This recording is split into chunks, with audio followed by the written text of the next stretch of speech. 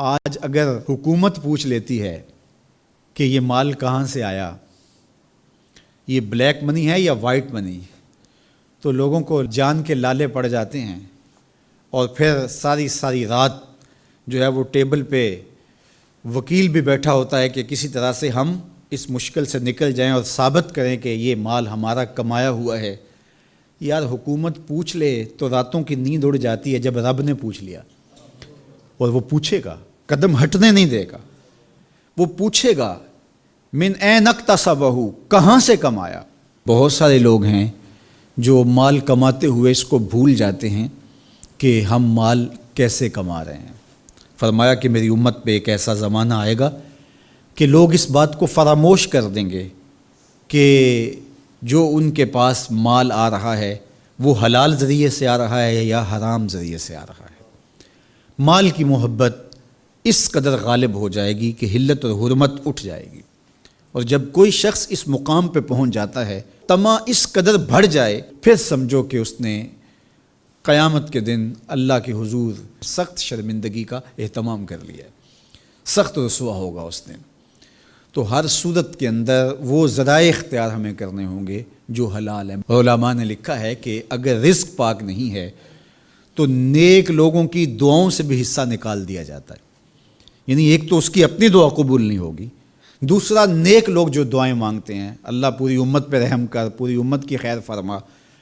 تو اس شخص کا حصہ نیک صالحین لوگوں کی دعاؤں سے نکال دیا جاتا ہے۔ تو قیامت کے دن اللہ اپنے حضور سے بندوں کے قدم ہٹنے نہیں دے گا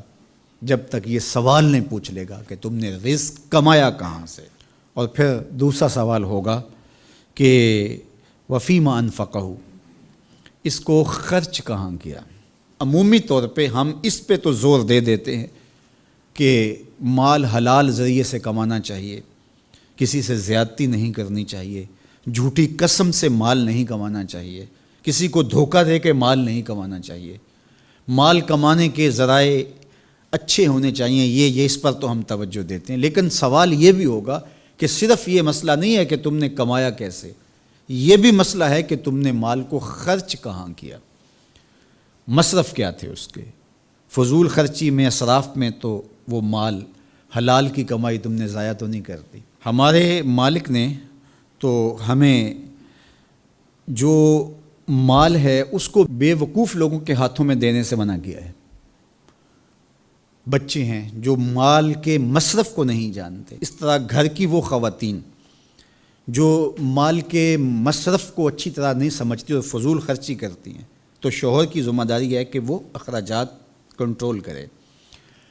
یہ اس آیت کریمہ کی شرح کے اندر علماء نے لکھا کہ بے وقوفوں کو مال نہ دو،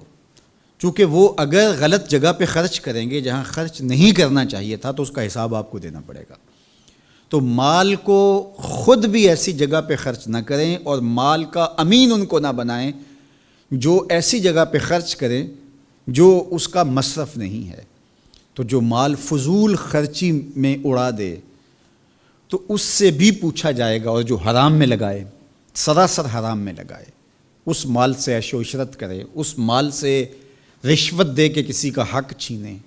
اس مال سے کسی پر ظلم کروائے، کسی پر زیادتی کروائے، تو کیا اس کو حساب نہیں دینا پڑے گا؟ تو ایک ایک پائی کا حساب دینا پڑے گا۔